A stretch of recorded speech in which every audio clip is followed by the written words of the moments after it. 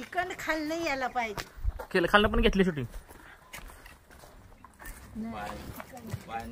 पाणी जमा नाही या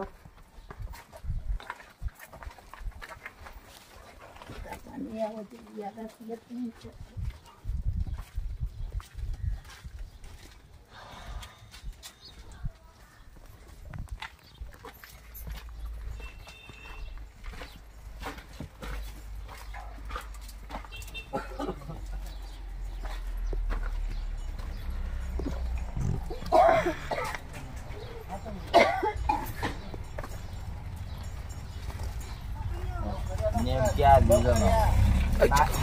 नाही मारत नाही मारत नाही मारत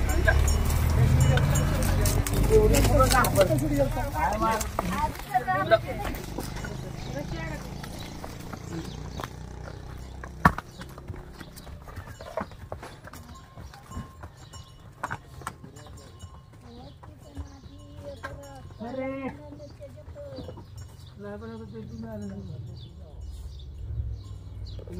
यांचीच आहेत.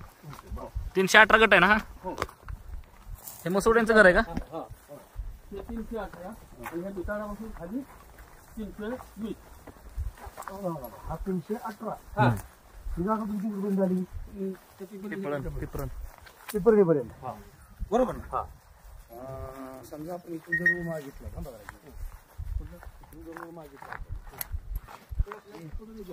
ऐका ना पिंपरण नाही त्याच्या पलीकडे याला काय झालंय आपण तुमच्या या प्रकरणासंदर्भात आता बघितलं प्रत्यक्ष चालत पण जागा नाही जनावर न्यायला रस्ता नाही हे प्रकरण तिनं काय केलं त्या बाईमानेनं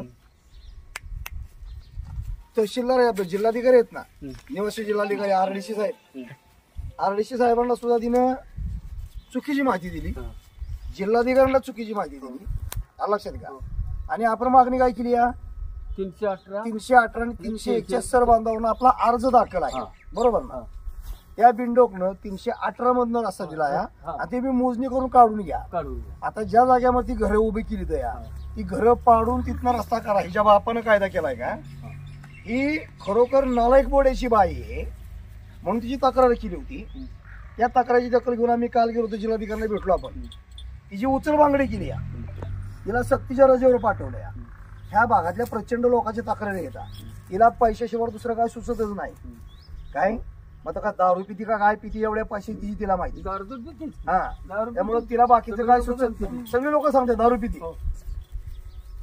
तिला बाकी दुसरं काय सुचत नाही ती नुसती लोकांची अडवणूक करायची आणि पैसे गोळा करायचा धंदा करते तिची तिथनं उचल बांगडी केली तिला सक्तीच्या रजेवर पाठवले आता नवीन तहसीलदार आले त्या नवीन तहसीलदार येऊन परत तुमची पाहणी करतील आज येणार होते आता आम्ही इथनं वडूजला जातो नवीन आलेल्या तहसीलदारांनी काय केलं ते बघतो पण ही जी उचल बांगडी केली किंवा हिला तिथनं सक्तीच्या रजेवर पाठवलं म्हणजे विषय संपला असा नाही जे तुमचा दारकोंड झाला नाही तिच्यावर जोपर्यंत कारवाई होत नाही ना तोपर्यंत विषय आपण सोडत नाही आपण जिल्हाधिकाऱ्यांना 3 दिवसाचा वेळ दिलाय आज उद्या परवा 13वाच्या दिवशी सगळी जनावर गाडीत घालायची तर बायका बोरं घेतली तहसीलदार जिल्हाधिकारी कार्यालयापाशी यायचं आंदोलनावर आपण ठाम आहे जास्त नालायक अधिकारी असतात ना एक तर ती बाई त्या बाईपणाचा गैरफायदा आणि त्याचा अधिकारी लक्षात का त्यात दुसरी काय बाजू झाली ही दादागिरी जास्त हे केली नाही आपल्याला दादागिरी करायची त्यांनी केली ना दादागिरी करून आपल्याला कुठला विषय हाताळायचा नाही आपल्याला कायदेशीर मार्गाने चालायचं तुम्हाला सांगू काय विषय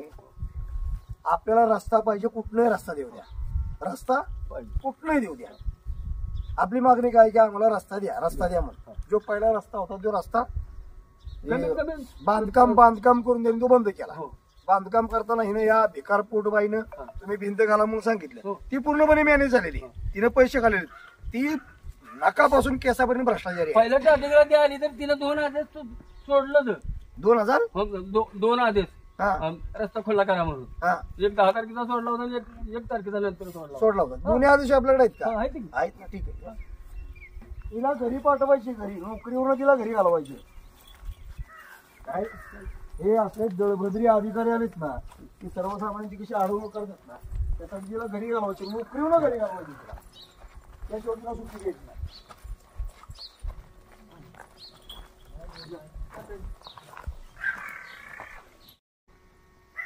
गेल्या दीड वर्षापासून रणसिंगवाडीतल्या या मराठी कुटुंबाचा, मराठा समाजातले आहे या कुटुंबाचा जो दारखोंड झालेला आहे, या संदर्भात त्यांनी तहसील दरबारी न्याय मागितला होता. त्यावेळेचे तहसीलदार मला वाटतं किरण जमदाळे साहेबांनी रस्ता देण्याचा आदेश पारित केला होता. या आदेशाविरोधात सामनेवाल्यांनी अपील प्रांताधिकारी कार्यालयात केलं होतं. प्रांताने ते अपील फेटाळून प्रांताने सुद्धा आदेश यांच्या बाजूने केला होता. मात्र तदनंतर किरण जमदाळे साहेबांची बदली झाली आणि बाई माने नावाची बिंडोक तहसीलदार त्या ठिकाणी आल्यापासून करप्टेडपणा हा तिचा अधिकार समजून तिने फक्त भ्रष्टाचार करायला उत्तमात केला. तिच्या दरबारामध्ये ही परत केस गेल्यानंतर तिनं पैसे भरून घेण्याचे आदेश पारित केले पोलीस स्टेशनला. या लोकांनी पोलीस स्टेशनला पैसे भरल्यानंतर प्रत्यक्ष रस्ता खुला करून द्यायचा त्या दिवशी त्या बाईनं सामनेवाल्या लोकांकडून 4 पैसे घेऊन स्थळ पाणीवरती परिस्थिती व्यवस्थित नाही असा अहवाल त्या मंडलाधिकारी द्यायला लावला.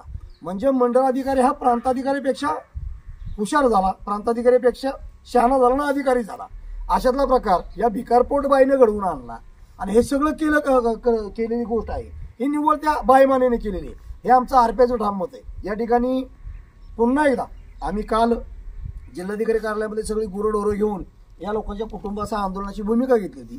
मात्र काल आम्हाला सांगण्यात आलं जिल्हाधिकारी कार्यालयातनं की त्या बाईमानेला तडकाफडकी सक्तीच्या रजेवर पाठवलंय. आमची मागणी ती तिची उचल मागणी करा. सक्तीच्या रजेवर पाठवलं म्हणजे प्रश्न संपला असा अजिबात नाही. उलट तिला नोकरीवरनं घरी घालवली पाहिजे. तिचं निलंबन करणं हे महत्त्वाचं आहे. कारण ती कुठल्या जातीतनं आली, कुठल्या धर्मातनं आली, यापेक्षा ती बाई आहे का नाही हा प्रश्न महत्त्वाचा नाही. पण मानवता नावाचा जो धर्म असतो किंवा कायद्याला अनुसरून जे चालायचं असतं त्या कर्तव्यात कसूर केली तिनं आणि अडाणी लोकांचा ज्यांना कायद्याचं कसलंही ज्ञान नाही या लोकांची दिशाभूल करून तिनं प्रचंड छळवणूक केली. म्हणून तिचं निलंबन करणं गरजेचं आहे. तिची तडकाफडकी बदली करणं किंवा सक्तीच्या रजेवरती पाठवणं ही आपली मागणीच नाही.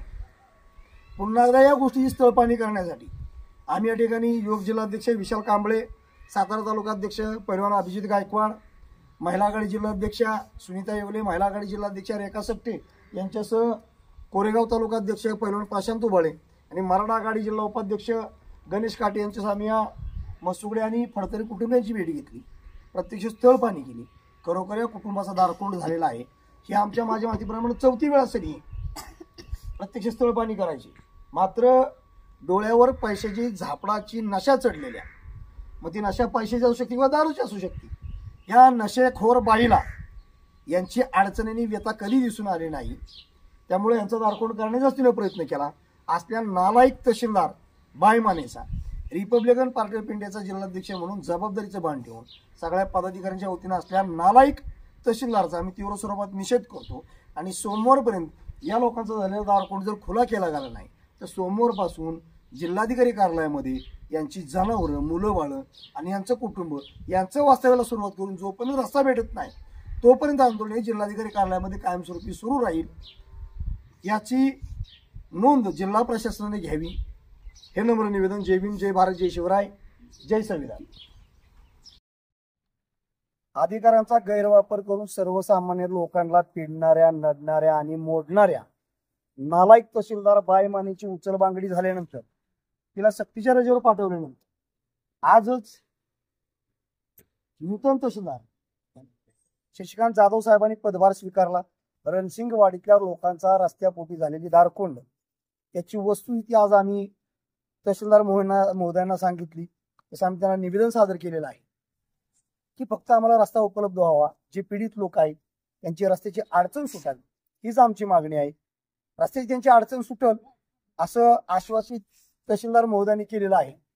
त्यामुळं कालचं आंदोलन आम्ही स्थगित केलं होतं. सोमवार मंगळवार आम्ही 2 दिवस आंदोलनाच्या भूमिकेत राहणार नाही. मात्र मंगळवार आणि बुधवारपासून जिल्हाधिकारी कार्यालयामध्ये आंदोलन करण्याची आमची भूमिका राहील.